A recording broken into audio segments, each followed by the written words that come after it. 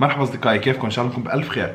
للي بيعرفني انا سفيان زحاقة من قرية كفر قارع. قرية كفر قارع اللي بتبعد عن مدينة حيفا ومدينة الناصري مدينة البشارة اللي كنت لكم في تصوير فيلم لإلها 45 كيلومتر. قريتي قرية صغيرة ترعرعت فيها كل طفولتي من عام 1987.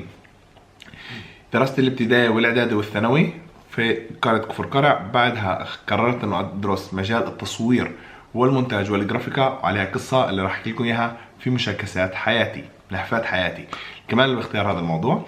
ومن هناك درست الدبلوم تاع التصوير والمونتاج والجرافيكا. اشتغلت ككل في الثلاث مواضيع، تصوير ومونتاج وجرافيكا. وبعدها قررت يوما ما انه اخذ لاين لإلي اشتغل لتصوير بزنس، جلسات رجال اعمال ومؤتمرات، واكثر كمان خضت تصوير الطعام فتره قصيره جدا، وكان لي عديد من المعارض. ويوما ما قررت انه ادخل مجال الصحافه والاعلام. درست لقب اول صحافه والاعلام، وخلال دراستي دخلت الراديو التربوي وقدمت برنامج سنتين وثمان اشهر. كنت اخوض في برنامجي كل المواضيع اللي تحدث خلال الاسبوع واتحدث فيها.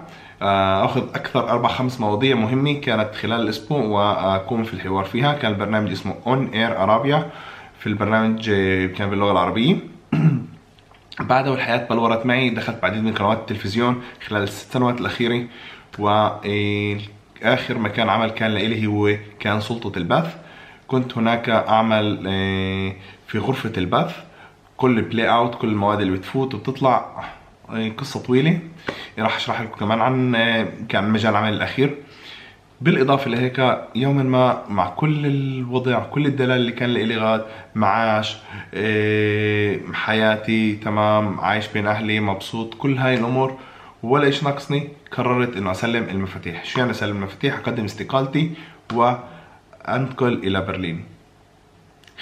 بعد ما قدمت استقالتي خلال اسبوعين ضبيت اغراضي، ضبيت حالي وطلعت على برلين. وبلشت تتبلور معي الحياه في برلين. الحياة مش سهلة، ولكن الحياة بتجنن هون في برلين. أنا مبسوط جدا، ولكن زي ما بقولوا خطوة بخطوة بخطوة عم بعلى وبتقدم هون في برلين. الصعوبات الأولى اللي كانت معي هي صراحة هي إنه اللغة. كنت أقول واو، يعني أحاول أقول شو الناس عم بتقول، بس بديش أفهم شو بيقولوا. كان علي صعب، ولكن اليوم عم بفهم شو الناس بتقول. مش 100%، ولكن بنحاول. بهاي السفرة كلها اللي هي 9 أشهر الأخيرة كمان الإنجليزي تاعتي تقدمت كثير. انبسطت، عشت حياة كثير حلوة هون. ال9 أشهر هدول أعطوني كثير طاقة وأعطوني كثير دعم وكثير من الأمور. بهذا الفيديو رح أحكي لكم كمان إنه رح أعمل سلسلة اسمها مشاكسات حياتي، أسرار مشاكسات حياتي أو نحفات من حياتي اللي وصلتني ونجحتني بكثير أمور. يعني مرات النحفات، مرات التجارب اللي بتعملها من صغرك هي بتعمل لك نجاحات وبتخليك تتذكر كيف بلشت كل اشي كان صعب، يعني بالدراسة. خلص بديش افرط الفيلم زي ما بقولوها. خليها مفاجأة لنحفات حياتي او مشاكسات حياتي قريبا.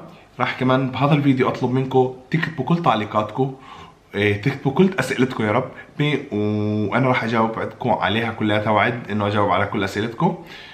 وقبل ما ننهي هذا الفيديو بحب اشكركم لدعمكم وصول ل 2000 سبسكرايب. اللي كانت رحله مش سهله لوصول هذا العدد، وان شاء الله انه نوصل اكثر واكثر. هو مش العدد، هو الاهم من هيك انه اقدم لكم رساله عبر هاي القناه. اتمنى انه السنه القادمه تكون سنه خير، سنه محبه، سنه نجاح، سنه عطاء لكل واحد بحياته.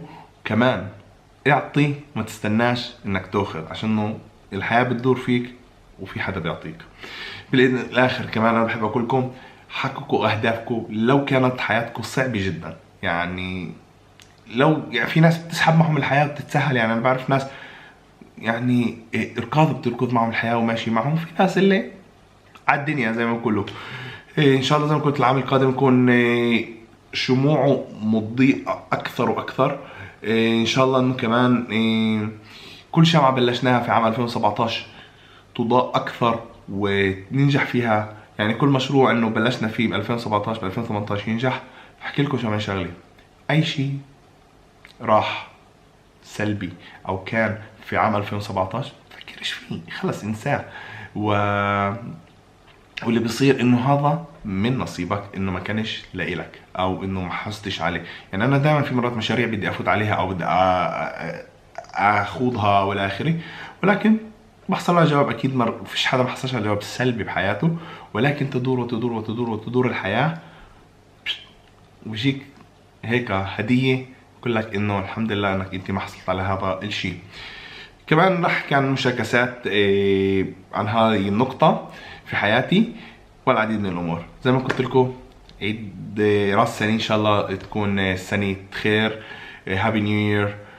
دير بالكم على حالكم، تنسوش تكتبوا اسئلتكم عشان اجاوبكم على كلها. هابي نيو يير.